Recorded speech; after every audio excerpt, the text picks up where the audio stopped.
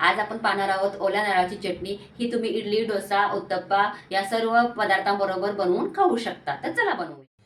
हे बघा, चटणीसाठी लागणारं साहित्य मी नारळ फोडून त्याचे मी काप करून घेतलेले आहेत। इथं 10-12 लसूण पाकळ्या घेतलेल्या आहेत। छोटे लसूण पाकळ्या आहेत म्हणून मी 10-12 घेतलेले आहेत। मोठे असेल तर तुम्ही 5-6 घ्या। त्यानंतर इथे मी अद्रक घेतलेला आहे 4-5 तुकडे, आणि मिरच्या घेतलेल्या आहेत 5। त्याच्यानंतर कोथिंबीर थोडी चिरून घेतलेली आहे आणि थोडा पुदिना घेतलेला आहे। आता आपण हे सर्व मिश्रण मिक्सरवर वाटून घेऊया। थोडं आपण याच्यामध्ये मिक्सरच्या भांड्यामध्ये खोबरं टाकूया। त्याच्यामध्ये नमक टाकायचं, थोडं नमक टाकायचं अगोदर चवीनुसार। त्यानंतर थोडं जिरा धनिया पावडर ती पण टाकायची आपण। आता हे सर्व मिश्रण मिक्सरवर वाटून घेऊया।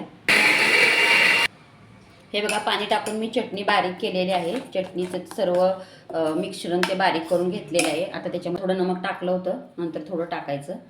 आता चटणी आपली खारट होईल।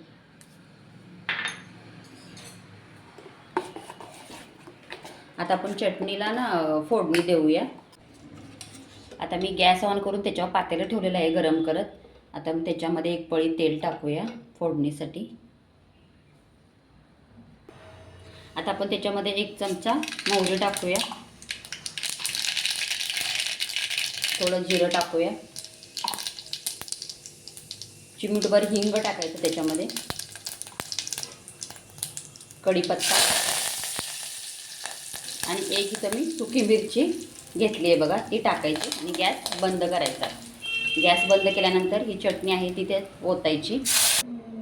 चटणी आपण हलवून घेऊया। हे बघा, चटणीला मस्त फोडणी दिलेली आहे आपण। आता चटणी तयार झालेली आहे। चटणी तुम्हाला कशी वाटली ती मला कमेंटमध्ये नक्की सांगा। भेटू नेक्स्ट व्हिडिओमध्ये। बाय।